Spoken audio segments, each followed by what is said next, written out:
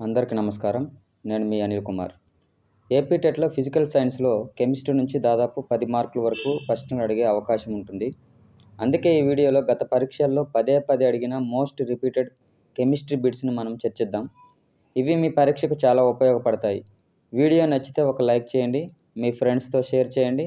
ఇలాంటి మరెన్నో TET updates మరియు డీఎస్సీ అప్డేట్స్ కోసం, అదేవిధంగా ప్రాక్టీస్ బిట్స్ కోసం మన ఛానల్‌ని సబ్స్క్రైబ్ చేసుకొని బెల్ ఐకాన్‌ని ప్రెస్ చేయండి. ఇక ఆలస్యం చేయకుండా మనం మొదటి ప్రశ్నతో ప్రారంభిద్దాం. మొదటి క్వశ్చన్ చూసుకున్నట్లయితే, ఈథీన్‌లోని మొత్తం సంయోజనీయ బంధాల సంఖ్య ఎంత? The number of covalent bonds in ethene are. Options ఒకసారి చూడండి ఫ్రెండ్స్. 8, 7, 6, 5. మనకు పక్కన ఉన్నటువంటి ఇమేజ్‌ని చూడండి. అందులో కార్బన్‌కి, హైడ్రోజన్‌కి మధ్య ఎన్ని బంధాలున్నాయి? టోటల్ 4 బంధాలున్నాయి. అదేవిధంగా కార్బన్‌కి మధ్య ఎన్ని బంధాలున్నాయి? 2 బంధాలున్నాయి. అవి ఒకటి సిగ్మా బంధము, ఇంకొకటి పై బంధం. కాబట్టి మొత్తం 4 + 2 ఎంత? 6. మొత్తం ఎన్ని బంధాలున్నాయి? 6 సంయోజనీయ బంధాలు ఉండడం జరిగింది. కాబట్టి ఆప్షన్ ఏ అనేది కరెక్ట్ కాదు. ఆప్షన్ బి 7 బంధాలనేది కూడా కరెక్ట్ కాదు. ఆప్షన్ సి అనేది కరెక్ట్ ఆన్సర్. మొత్తం ఎన్ని బంధాలు ఉంటాయంటే 6 సంయోజనీయ బంధాలు ఉండడం జరుగుతుంది. సో, మనకు ఈథేన్‌లో 7 కోవలెంట్ బాండ్స్ ఉంటాయి. అది ఈథీన్‌లో 6 కోవలెంట్ బాండ్స్, ఇథైన్‌లో 5 కోవలెంట్ బాండ్స్ ఉండడం జరుగుతుంది. సెకండ్ బిట్ చూసుకున్నట్లయితే, భూకంపం అనేది భూమిలోని ఏ భాగంలో ఏర్పడే అంతరాయం వల్ల సంభవిస్తుంది అంటున్నాడు. ఆప్షన్ చూడండి. భూమి యొక్క బాహ్య కేంద్రకం, భూమి యొక్క అంతర్కేంద్రకం, భూమ్యావరణం లేదా మ్యాంటిల్. ఆప్షన్ డి వచ్చేసి భూపటలం లేదా క్రస్ట్ ఆఫ్ ది ఎర్త్. ఇక్కడ చూసుకున్నట్లయితే భూమి యొక్క బాహ్య కేంద్రకం లేదా దీన్ని ఔటర్ కోర్ అంటారు. ఇక్కడ ద్రవ రూపంలో ఉండేటువంటి ఇనుము లేదా నికెల్ అనేది ఉంటుంది. సాధారణ భూకంపాలు అనేటువంటివి ఇక్కడ ప్రారంభం కావనమాట. ఇన్నర్ కోర్ అంటున్నాడు. ఇక రెండోది ఏమన్నాడంటే ఇన్నర్ కోర్. ఇది అత్యంత వేడి భాగము, అదేవిధంగా ఘన భాగం అనమాట. ఇది భూకంపాలకు ప్రత్యక్ష కారణం కాదు. ఇక మూడవది చూసుకున్నట్లయితే మ్యాంటిల్. ఈ మ్యాంటిల్‌లో సంచలనాలు అనేటువంటివి లేదా కదలికలు అనేటువంటివి టెక్టానిక్ ఫలకాలను కదిలిస్తాయి కానీ, భూకంపం సంభవించేటువంటి అవకాశాలు ఈ ప్రాంతంలో చాలా తక్కువ. ఇక ఆప్షన్ డి చూసుకున్నట్లయితే భూపటలం. భూమి యొక్క టెక్టానిక్ ఫలకాలు అనేటువంటివి ఈ భూపటలంలో ఉండడం జరుగుతుంది. ఇవి కదలడం, ఢీకొనడం లేదా జారడం వల్ల శక్తి అనేది విడుదలై భూకంపం అనేది సంభవిస్తుంది. కాబట్టి కరెక్ట్ ఆన్సర్ వచ్చేసి ఆప్షన్ డి. ఒక బిట్ నెంబర్ 3 చూసుకున్నట్లయితే, అరచేతిలో ఒక స్పూన్ ఎసిటోన్‌ని తీసుకున్నాము. దీనికి సంబంధించిన సరైన పరిశీలన ఇవ్వడం జరిగింది. కింద మీకు ఏబిసిడి అని 4 ఆప్షన్స్ ఇచ్చాడు. ఇందులో సరైన జత ఏదని అడగడం జరుగుతుంది. ఏ చూసుకున్నట్లయితే చల్లగా అనిపిస్తుంది, బి వెచ్చగా అనిపిస్తుంది, సి అది ఘన పదార్థంగా మారుతుంది, డి అది ఆవిరి చెందడం జరుగుతుంది అని అడిగాడు. ఇక్కడ ఏబిసిడి ఆప్షన్స్ ఇవ్వడం జరిగింది. ఇక్కడ నేను ఎక్స్‌ప్లనేషన్స్ ఇక్కడ ఏ చల్లగా అనిపిస్తుందంటే అవును కరెక్టే ఇది. ఎందుకంటే ఎసిటోన్ అనేది వేగంగా ఆవిరై మన చేతి నుంచి ఉష్ణాన్ని గ్రహిస్తుంది కాబట్టి ఆటోమేటిక్‌గా మన చేతులనేవి చల్లగా మారడం జరుగుతుంది. అనగా ఎసిటోన్‌ని మన అరచేతిలో ఏసుకున్నప్పుడు ఎలా ఉంటుందంటే చల్లగా అనిపించడం జరుగుతుంది. ఇక ఎసిటోన్ అనేది ఒక అత్యంత అస్థిరమైనటువంటి ద్రవం అనమాట.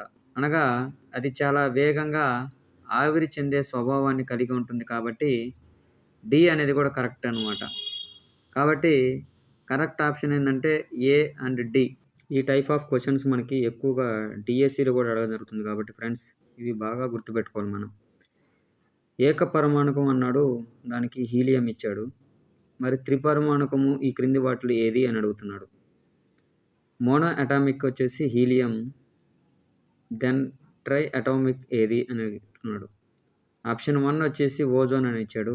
ఆప్షన్ 2 ఆక్సిజన్ ఇచ్చాడు. Option 3 nitrogen. Option 4 organ. సాధారణంగా ఇక్కడ మనం గుర్తుపెట్టుకోవాలి ఏంటంటే వాటి యొక్క రసాయనిక సూత్రం అనేది మనం గుర్తుపెట్టుకోవాలి. ఓజోన్ యొక్క రసాయనిక సూత్రం ఏంటంటే O3. అంటే ఇందులో 3 ఆక్సిజన్ పరమాణువులు ఉంటాయి కాబట్టి ఇది ఒక త్రిపరమాణుకం. సో, ఆన్సర్ వచ్చేసి ఆప్షన్ ఏ ఓజోన్ అనమాట. మరి ఆక్సిజన్ ఏంది? ఆక్సిజన్ యొక్క సూత్రం ఏంటి? O2. అనగా ఇందులో ఎన్ని ఆక్సిజన్ పరమాణువులు ఉన్నాయి? 2 మాత్రమే ఉంటాయి కాబట్టి ఇదొక ద్విపరమాణుకం. ఇక మూడవది చూసుకున్నట్లయితే నైట్రోజన్. నైట్రోజన్ యొక్క సూత్రం N2. ఇది కూడా ఒక ద్విపరమాణుకం. ఇక నాలుగోది చూసుకున్నట్లయితే ఆర్గాన్. ఈ ఆర్గాన్ యొక్క సూత్రం ఏఆర్. అంటే ఇందులో ఒకటే ఉంది కాబట్టి ఇది ఒక ఏక పరమాణుకం అనమాట. అనగా మోనో అటామిక్. ఇక మీకు పరీక్షల్లో ఏమేమి గుర్తుపెట్టుకోవాలంటే హీలియం, నియాన్, ఆర్గాన్ అనేటువంటివన్నీ కూడా ఏక పరమాణుకాలు. వాటిని 0 ఎలిమెంట్స్ అనడం జరుగుతుంది. అదేవిధంగా H2, O2, N2, chlorine, Cl2 ఇవన్నీ కూడా ద్విపరమాణుకాలు లేదా డై అటామిక్ అంటారు. ఇక O3 అనేది ఓజోన్ అనేది ఇది ఒకటి మాత్రమే త్రిపరమాణుకం. కింది ప్రవచనాలను చదివి సరైన సమాధానాన్ని ఎంచుకో. పి. మెగ్నీషియం 2 ఎలక్ట్రాన్లు కోల్పోయి Mg2+గా మారుతుంది. దాని యొక్క L కర్పరంలో అష్టకం అనేది పొందుతుంది. Q ఏమంటున్నాడంటే క్లోరిన్ అనేది ఒక ఎలక్ట్రాన్ను స్వీకరించి Cl- మారుతుంది. దాని M కర్పరంలో అష్టకాన్ని పొందుతుంది అని అంటున్నాడు. ఇక్కడ P మరియు Q రెండు సరైనవి. P మరియు Q రెండు సరైనవి కావు. P సరైనది, Q సరైనది కాదు. P సరైనది కాదు, Q సరైనది అని అంటున్నాడు. ఇక్కడ మీకు మెగ్నీషియంలో చూసుకున్నట్లయితే మనకు KLM అనేటువంటి 3 కర్పరాలు ఉంటాయి. ఏ ఎలిమెంట్కైనా 3 కర్పరాలు ఉండడం జరుగుతుంది. అయితే ఈ మెగ్నీషియంలో K కర్పరంలో 2 ఎలక్ట్రాన్లు ఉంటాయి. L కర్పరంలో 8 ఎలక్ట్రాన్లు ఉంటాయి. M కర్పరంలో 2 ఎలక్ట్రాన్లు ఉంటాయి అన్నమాట. అయితే ఇది M కర్పరంలో ఉన్నటువంటి 2 ఎలక్ట్రాన్లు కోల్పోయి మెగ్నీషియం అనేది Mg2+గా మారుతుంది. అప్పుడు L కర్పరంలో ఎన్ని ఎలక్ట్రాన్లు ఉంటాయని చెప్పాను? 8 ఎలక్ట్రాన్లు ఉండడం వల్ల అది అష్టకాన్ని పొందడం జరుగుతుంది. మరి క్లోరిన్ విషయాన్ని చూసుకున్నట్లయితే క్లోరిన్‌లో KLM కర్పరాలు ఉన్నటువంటి ఎలక్ట్రాన్లు మనం చూసుకున్నట్లయితే 287 ఉండడం జరుగుతుంది. అయితే ఈ క్లోరిన్ అనేది ఒక ఎలక్ట్రాన్‌ని స్వీకరించి అది 288గా మారడం జరుగుతుంది. అంటే దాని యొక్క M యొక్క కర్పరంలో 8 ఎలక్ట్రాన్లు పొందడం జరుగుతుంది కాబట్టి అది అష్టకాన్ని పొందుతుంది. మొదటగా M కర్పరంలో ఎన్ని ఎలక్ట్రాన్లు ఉన్నాయంటే దానికి క్లోరిన్‌కి 7 ఉంటాయి. కానీ ఇది ఒక ఎలక్ట్రాన్‌ని స్వీకరించడం వల్ల అది 8 ఎలక్ట్రాన్లు పొంది అష్టకాన్ని పొందుతుంది కాబట్టి P మరియు Q రెండు కూడా సరైనవే. Bit number 6. చల్లని నీటితో తీవ్రమైన చర్యకు లోనయ్యే లోహాల జత ఏది? A pair of metals react violently with cold water is option A magnesium calcium, option B potassium and sodium, option C aluminum and zinc, option 4 iron and lead. మొదటి ఆప్షన్ చూసుకున్నట్లయితే calcium అనేది చల్లని నీటితో చర్య జరుపుతుంది కానీ మెగ్నీషియం అనేది చాలా నెమ్మదిగా స్పందిస్తుంది అనమాట. అంటే నీటితోటి చాలా నెమ్మదిగా చర్య జరుపుతుంది అనమాట. కాబట్టి ఈ జత సరైనది కాదు. ఇక రెండోది చూసుకున్నట్లయితే పొటాషియం మరియు సోడియం. ఈ పొటాషియం, సోడియం అనేటువంటివి చల్లని నీటితో చాలా తీవ్రమైనటువంటి చర్యను జరిపి ఇవి హైడ్రోజన్ వాయువుని విడుదల చేయడం జరుగుతుందన్నమాట. ఈ ఉత్పన్నమైనటువంటి వేడి వల్ల హైడ్రోజన్ మంట కూడా అంటుకోవచ్చు. ఇక మూడో జత చూసుకున్నట్లయితే అల్యూమినియం మరియు జింకు. ఈ లోహాలు చల్లని నీటితో సాధారణంగా చర్యను జరపవు. ఇక నాలుగో ఆప్షన్ చూసుకున్నట్లయితే ఐరన్ మరియు లెడ్. ఇనుము లేదా సీసం అనేటువంటివి చల్లని నీటితో అసలు చర్యను జరపవు. కాబట్టి సరైన జత వచ్చేసి ఆప్షన్ బి పొటాషియం మరియు సోడియం. ఇక్కడ మీరు చూసుకున్నట్లయితే నీటితో లోహాలు జరిపేటువంటి చర్యాక్రమం చూసుకున్నట్లయితే మొదట పొటాషియము, సోడియం, కాల్షియం అంటే అతి తీవ్రత నుంచి నెమ్మదిగా నీటితో చర్య జరిపేటువంటి లోహాల క్రమాన్ని మీకు ఇవ్వడం జరిగింది. ఇది మీరు నోటెడ్గా ఉంచుకుంటే చాలా ఉపయోగపడుతుంది మనకి టెట్కి. అదేవిధంగా పొటాషియం, సోడియం అనేటువంటిది చల్లని నీటితో తీవ్ర చర్య జరుపుతామని చెప్పాం కదా. కాల్షియం అనేది నెమ్మదిగా చల్లని నీటితో చర్య జరుపుతుంది. అదేవిధంగా మెగ్నీషియం అనేది వేడి నీటితో లేదా ఆవిరితో బాగా చర్య జరగడం అనేది జరుగుతుంది. Question number 7. ఒక బీకర్లో కొద్ది మొత్తంలో ఉన్న కాపర్ ఆక్సైడ్ CuO సజల హైడ్రోక్లోరిక్ ఆమ్లాన్ని నెమ్మదిగా కలిపినప్పుడు ఏర్పడే సమ్మేళనం యొక్క రంగు ఏది? ఆప్షన్ 1 లేత పసుపు, ఆప్షన్ 2 నీలి ఆకుపచ్చ, ఆప్షన్ 3 గులాబీ, ఆప్షన్ 4 ఇటుక ఎరుపు. కరెక్ట్ ఆప్షన్ వచ్చేసి ఆప్షన్ 2 నీలి ఆకుపచ్చ రంగు రావడం అని జరుగుతుంది. Next bit.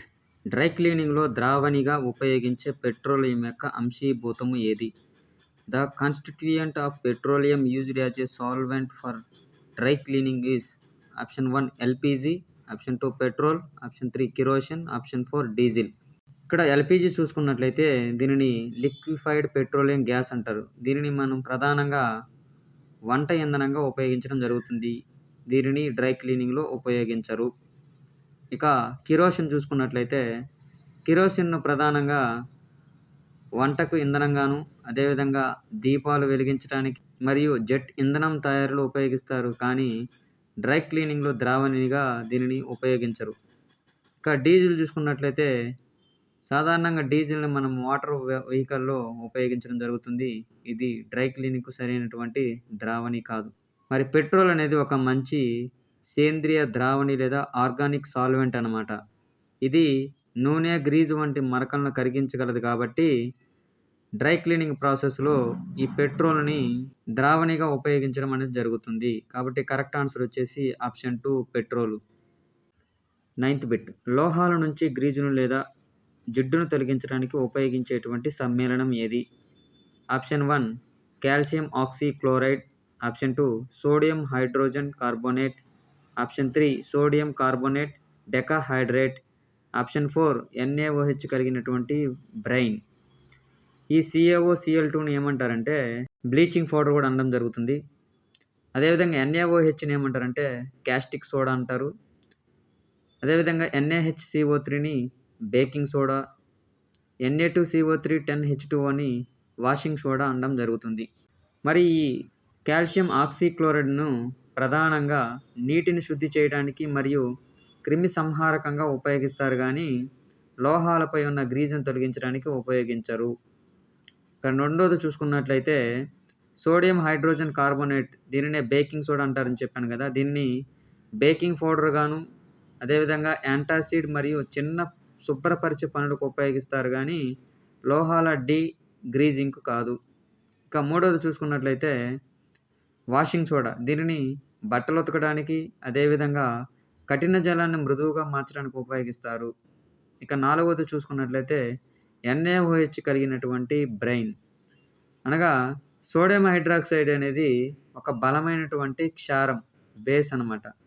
ఇది నూనె మరియు గ్రీజును సబ్బుగా మార్చి లోహాలపై ఉన్నటువంటి జిడ్డును తొలగిస్తుంది. కాబట్టి దీనిని పరిశ్రమలలో లోహాల డీగ్రీజింగ్కు ఉపయోగించడం జరుగుతుంది. కాబట్టి కరెక్ట్ ఆన్సర్ వచ్చేసి ఆప్షన్ 4 NaOHని కలిగినటువంటి బ్రైన్. Bit number 10. క్రింది అంశాలను వాటి ఉపయోగాల ఆధారంగా జతపరచండి. Match the following based on their uses. A coke, B coal gas, C coal tar, D bitumen. Coke అనేదాన్ని ఉక్కు తయారీకి ఉపయోగించడం అనేది జరుగుతుంది. మ్యానుఫ్యాక్చరింగ్ ఆఫ్ స్టీల్, కోక్ని ఉక్కు తయారీకి ఉపయోగించడం జరిగింది, గుర్తుపెట్టుకోండి. కోల్ గ్యాస్ అనే దానిని మనము ఇంధనంగా వాడడం జరుగుతుంది. ఇక మూడవది చూసుకున్నట్లయితే కోల్ తారు. ఈ కోల్ తారును సాధారణంగా మనము నాఫ్థలిన్ ఉండల తయారీకి ఉపయోగించడం జరుగుతుంది. ఆప్షన్ 4 వచ్చేసి బిటుమెన్. దీనిని మనము రోడ్ల ఉపరితలాల యొక్క నిర్మాణాన్ని చేపట్టడానికి ఉపయోగించడం జరుగుతుంది. సాధారణంగా మీకు ఇక్కడ డౌట్ రావచ్చు, కోల్ తార్ అనేది మనము రోడ్ల ఉపరితల నిర్మాణానికి కదా వాడుకుంటాము అనే డౌట్ కూడా రావచ్చు. సేమ్ అదే డౌట్ నాకు వచ్చింది ఫ్రెండ్స్. కానీ టెక్స్ట్ బుక్లో మనం ఇక అదర్ సోర్సెస్లో కూడా నేను చూశాను. ఇక్కడ ఇచ్చినటువంటిది కరెక్ట్ ఆప్షన్స్, అనగా ఏకి 3 అనగా ఉక్కు తయారీ, ఆప్షన్ బికి 4 ఇంధనంగా వాడతారు, ఆప్షన్ సికి నాఫ్థలిన్ ఉండల తయారీకి కోల్ తారును ఉపయోగించడం జరుగుతుంది. ఈ బిటుమెన్ అనే దాన్ని రోడ్ల ఉపరితల నిర్మాణానికి ఉపయోగించడం జరుగుతుంది. కాబట్టి కరెక్ట్ ఆన్సర్ వచ్చేసి 2. ఇక్కడ ఎటువంటి కన్ఫ్యూజన్ లేదు ఫ్రెండ్. ఇక్కడ క్వశ్చన్ ఏంటంటే పెరుగులో ఉండేటువంటి ఆమ్లం ఏంటి, అదేవిధంగా పాలకూరలో ఉండేటువంటి ఆమ్లం ఏంటి. ఇక్కడ మీరు గుర్తుపెట్టుకోవాలి ఏంటంటే ఇలాంటి క్వశ్చన్లు ఇచ్చినప్పుడు ఇక్కడ ఏం అడుగుతున్నాడు, పెరుగులో లాక్టిక్ ఆమ్లం అన్నాడు అంటే మనం వెంటనే ఆలోచించాల్సింది పాలకూర లేదా స్పినాచ్లో ఉండేటువంటి ఆమ్లం ఏంటనేది ఆలోచించాలి. ఒకవేళ ఆప్షన్స్లో వేరే వేరే ఆప్షన్స్ ఇచ్చినప్పటికి కూడా మనము దాంట్లో ఆమ్లాన్ని మనం గుర్తించగలిగేటట్టు ఉండాలి కానీ దానికి రిలేటెడ్గా ఉందని చెప్పేసి మనం ఏదంటే అది పెట్టుకోకూడదు. ఇక్కడ మొదటి దాంట్లో ఏం అడిగాడో దాన్ని రిలేటెడ్‌గా ఉంటుందన్నమాట ఇది రెండో ఆప్షన్ అనేది. సో, ఇక్కడ ఆప్షన్స్ సిట్రిక్ ఆమ్లం ఇచ్చాడు, ఆక్సాలిక్ ఆమ్లం ఇచ్చాడు, అదేవిధంగా ఎసిటిక్ ఆమ్లం, ఆస్కార్బిక్ ఆమ్లం అని ఇవ్వడం జరిగింది. ఈ సిట్రిక్ ఆమ్లం అనేది మీకు తెలిసే ఉంటది. ఇది ప్రధానంగా నిమ్మ, నారింజ, బత్తాయి వంటి సిట్రస్ పండ్లలో ఎక్కువగా ఉండడం జరుగుతుంది. కాబట్టి పాలకూరకి ఇది సరైనటువంటి ఆప్షన్ కాదు. ఇక మూడోది చూసుకున్నట్లయితే ఎసిటిక్ ఆమ్లం అన్నాడు. ఈ ఎసిటిక్ ఆమ్లానికి గల మరొక పేరేందంటే వెనిగర్ అనమాట. ఈ ఎసిటిక్ ఆమ్లం అనేది ప్రధానంగా వెనిగర్‌లో ఉంటుంది కాబట్టి ఈ ఆప్షన్ కూడా కాదు. ఇక నాలుగోది చూసుకున్నట్లయితే ఆస్కార్బిక్ యాసిడ్. ఇది విటమిన్ సి యొక్క శాస్త్రీయ నామం ఏందంటే ఆస్కార్బిక్ యాసిడ్ అనమాట. ఇది అనేక పండ్లు, కూరగాయల్లో ఉంటుంది గానీ, ఇది పాలకూరకు సంబంధించినటువంటిది కాదు. కాబట్టి కరెక్ట్ ఆన్సర్ వచ్చేసి ఆక్సాలిక్ యాసిడ్. పాలకూరలో అత్యధికంగా ఉండేటువంటి ఆమ్లం ఏందంటే ఆక్సాలిక్ ఆమ్లం అనమాట. అయితే దీంట్లో ఉన్నటువంటి ఒక డీమెరిట్ ఏంటంటే, ఈ ఆక్సాలిక్ ఆమ్లాన్ని గాని ఎక్కువ పరిమాణంలో మనం తీసుకున్నట్లయితే, అది కాల్షియంతో కలిసి కాల్షియం ఆక్సాలేట్ అనేటువంటి పదార్థం ఏర్పడి, మూత్రపిండాలలో రాళ్ళు ఏర్పడడానికి ప్రధాన కారణమవుతుంది కాబట్టి, ఈ ఆక్సాలిక్ ఆమ్లాన్ని మనం చాలా తక్కువగా తీసుకోవాలనమాట. కాబట్టి కరెక్ట్ ఆన్సర్ వచ్చేసి ఆప్షన్ 2. నెక్స్ట్ బిట్ వచ్చేసి థర్మిట్ చర్యకు సంబంధం లేనిది ఏది అని అడుగుతున్నాడు. ఇక్కడ థర్మిట్ రియాక్షన్ అంటే ఏందసలు? అల్యూమినియం పొడి అనేది ఒక లోహ ఆక్సైడ్. ఉదాహరణకి ఐరన్ ఆక్సైడ్ Fe2O3తో చర్య జరిపి, ఆ లోహాన్ని స్వేచ్ఛ స్థితిలో విడుదల చేసేటువంటి అత్యంత ఉష్ణోత్పాదక లేదా దీన్నే ఎగ్జోథెర్మిక్ లేదా ఉష్ణమోచక చర్యని థర్మిట్ చర్య అనడం జరుగుతుంది. ఇక్కడ ఏమంటున్నాడంటే ఈ థర్మిట్ చర్యకు సంబంధం లేనిది ఏంది అని అడుగుతున్నాడు. అయితే ఇనుము ఆక్సైడ్‌ను లేదా ఐరన్ ఆక్సైడ్‌ను అల్యూమినియంతో చర్య జరిపినప్పుడు అధిక మొత్తంలో ఉష్ణం అనేది విడుదలవుతుంది. ఎంతవరకు అంటే 2500 డిగ్రీ సెల్సియస్ వరకు కూడా ఇక్కడ వేడి అనేది విడుదలవ్వడం జరుగుతుంది. ఈ వేడి ద్వారా రైల్వే పట్టాలను అతికించడానికి దీన్ని ఉపయోగించడం జరుగుతుంది. అదేవిధంగా ఇది లోహం లేదా లోహాలనేటివి ఇందులో ద్రవ స్థితిలో లభిస్తాయనేది కూడా ముందుగా చెప్పుకున్నట్లుగా అల్యూమినియం పొడి అనేది ఐరన్ ఆక్సైడ్‌తో జరిపే చర్యను ఏమంటారంటే థర్మిట్ చర్య అని కూడా చెప్పడం జరిగింది. ఇక్కడ సంబంధం లేని అంశం ఏందంటే ఇది ఒక ఉష్ణగ్రాహక చర్య అని ఇవ్వడం జరిగింది. ఇది ఉష్ణగ్రాహక చర్య గాదు. ఇది ఉష్ణమోచక చర్య అనగా ఇది ఉష్ణాన్ని విడుదల చేస్తుందనమాట. ఎంతవరకు అని చెప్పాను? 2500 డిగ్రీ సెల్సియస్ వరకు కూడా ఇది ఉష్ణాన్ని విడుదల చేయడం వల్ల ఆ వేడి ద్వారా ఏదైతే రైల్వే పట్టాలు విడిపోతుంటాయి లేదా ఒక రైల్వే పట్టాను మరొక రైల్వే పట్టాతో కలపడానికి ఈ వేడిని ఉపయోగించి వెల్డింగ్ చేయడం అనేది జరుగుతుంది. కాబట్టి సంబంధం లేని అంశం ఏందంటే ఆప్షన్ 3 ఇది ఒక ఉష్ణగ్రాహక చర్య అనేది ఈ థర్మిట్ చర్యకు సంబంధం లేనటువంటి అంశం. ఫ్రెండ్స్ చాలామంది అనుకుంటుంటారు ఎందుకు సార్ ఇంత ఎక్స్‌ప్లనేషన్ అవసరమా? మాకు ఇన్‌స్టంట్ ఆన్సర్స్ కావాలి. క్వెషన్ చదవాలి, ఆన్సర్ చెప్పాలి. ఇంత అవసరం లేదంటే అవసరమే ఫ్రెండ్స్. ప్రస్తుతం నడుస్తున్నటువంటి ట్రెండ్ డీఎస్సీలో క్వెషన్స్ అడుగుతున్నటువంటి సరళి, టెట్‌లో అడుగుతున్నటువంటి సరళి ప్రకారము క్వెషన్ టు ఆన్సర్స్ ప్రకారం చదువుకొని వెళ్తే అది ఎటువంటి ఉపయోగం ఉండదు ఫ్రెండ్స్. కొంచెం లేట్ అయినా ఇలాంటి వీడియోస్ చూడడం ద్వారా మీకు అది ఉపయోగపడేది గానీ, అది మీకు ఎటువంటి నష్టాన్ని కలిగించదని నా ఉద్దేశం. ఎందుకంటే ఈ రోజుల్లో మనకు షార్ట్‌కట్‌లో చూసి వదిలేసే వాళ్ళు చాలామంది ఉంటున్నారు. లైవ్ వీడియోస్ ఎంతసేపైనా సమయం వృధా అయినప్పటికీ చూస్తుంటారు తప్పక, ఇలాంటి కంటెంట్ ఉన్నటువంటి వీడియోస్‌ని చాలా తక్కువ మంది చూస్తుంటారు. అయినప్పటికీ నన్ను నమ్మి 7000 ఫాలోవర్స్ ఉన్నారు, సబ్‌స్క్రైబర్స్ ఉన్నారు కాబట్టి వాళ్ళ కోసం ఎంత కష్టమైనా మనం ఏదైతే మన ఛానల్ యొక్క ఉద్దేశము కంటెంట్‌ని అందించడము, డీటెయిల్ ఎక్స్‌ప్లనేషన్ ఇవ్వడం అనే ఉద్దేశంతోనే ఈ వీడియోస్ చేస్తున్నాను కాబట్టి, మీకెవరికైనా ఈ వీడియోస్ ఇంకా నచ్చుతున్నట్లయితే మీ ఫ్రెండ్స్‌కి ఖచ్చితంగా షేర్ చేయండి. అదేవిధంగా లైక్ చేయండి, కామెంట్ చేయడం మర్చిపోకండి. నెక్స్ట్ బిట్ 2 కార్బన్ పరమాణువులున్న ఒక సమ్మేళనంలో ఆ కార్బన్ల మధ్య ఒక ద్విబంధం ఉంది. అయితే ఆ సమ్మేళనం యొక్క ఫార్ములా ఏది అన్నాడు. The compound having 2 carbon atoms and there is a double bond between them. The formula of the compound is C2H8, C2H6, C2H4, C2H2. ఇందులో C2 H8 అనేది ఇది ఒక హైడ్రోకార్బన్ కాదు. ఇందులో కార్బన్ యొక్క సంయోజకత అనేది లేదా వాలెన్సీ అనేది 4 కాబట్టి ఇది ఆ సమ్మేళనం కాదు.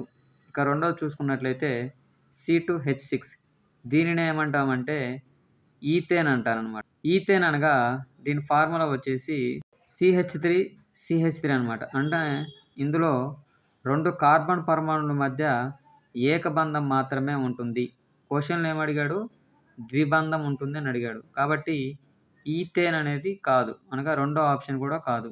ఇక మూడోది చూసుకున్నట్లయితే ఈథీన్ C2H4ని ఏమంటారంటే ఈథీన్ అంటారనమాట. ఇందులో 2 కార్బన్ పరమాణువుల మధ్య ఒక ద్విబంధం ఉంటుంది. దీని యొక్క స్ట్రక్చర్ ఎలా ఉంటుందంటే CH2 డబుల్ బాండ్ CH2. కాబట్టి ఇది కరెక్ట్ ఆన్సర్‌గా మనం చెప్పవచ్చు.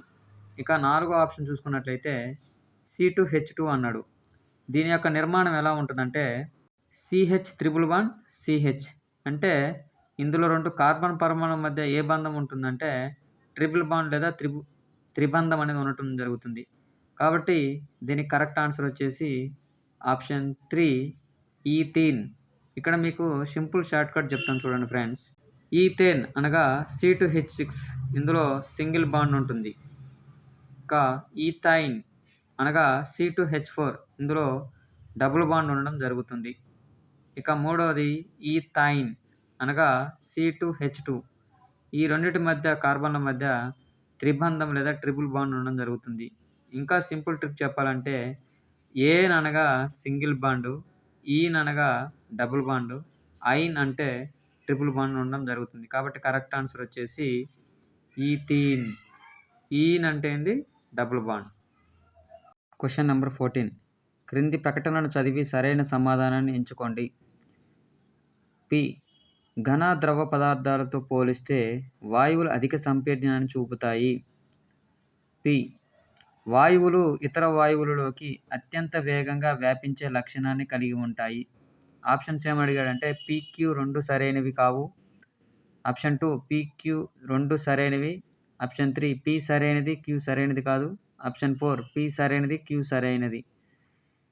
ఇక్కడ ఏమంటున్నాడంటే క్వశ్చన్‌లో ఘన ద్రవ పదార్థాలతో పోలిస్తే వాయువులు అధిక సంపీడనాన్ని చూపుతాయి అని అడుగుతున్నాడు. ఇది సరైనదే. ఎందుకంటే వాయువుల్లో ఉన్నటువంటి కణాల మధ్య ఖాళీ స్థలం అనేది ఎక్కువగా ఉండడం వల్ల అవి సులభంగా సంపీడనానికి లోనవ్వడం జరుగుతుంది. కాబట్టి P అనేది కరెక్ట్. మరి Q ఏమడుగుతున్నాడు? వాయువులు ఇతర వాయువులలోకి అత్యంత వేగంగా వ్యాపించే లక్షణాన్ని కలిగి ఉంటాయి అంటున్నాడు.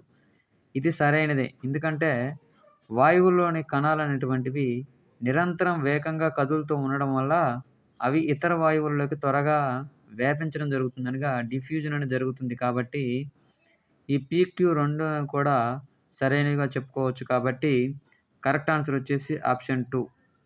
ఈ వీడియోలో చివరి బిట్, లాస్ట్ బిట్ 15th. ఒక మూలకం యొక్క KLM కర్పరాలలోని ఎలక్ట్రాన్ల సంఖ్య వరుసగా 2, 8, 6 అయితే దాని యొక్క సంయోజకత ఎంత అని అడగడం జరిగింది. ఇక్కడ 2, 8, 6 అనేటువంటివి అవి ఆ మూలకం యొక్క పరమాణు సంఖ్యలు అన్నమాట. మొత్తం ఎంత? 2, 8, 6 ఎంత వచ్చిందంటే 16. అంటే అటామిక్ నెంబర్ 16 ఉన్నటువంటి మూలకం ఏంటంటే సల్ఫర్. అయితే ఇప్పుడు ప్రశ్నలు అడిగింది ఏంది? దాని యొక్క సంయోజకత ఎంత అని అడుగుతున్నాడు. ఇక్కడ దీని యొక్క ఎలక్ట్రానిక్ యొక్క విన్యాసం ఎంత? 2, 8, 6 అనగా బాహ్య కక్షలో లేదా ఔటర్ కక్షలో ఉన్నటువంటి ఎలక్ట్రాన్లు ఏంటంటే 6 ఎలక్ట్రాన్లు అన్నమాట.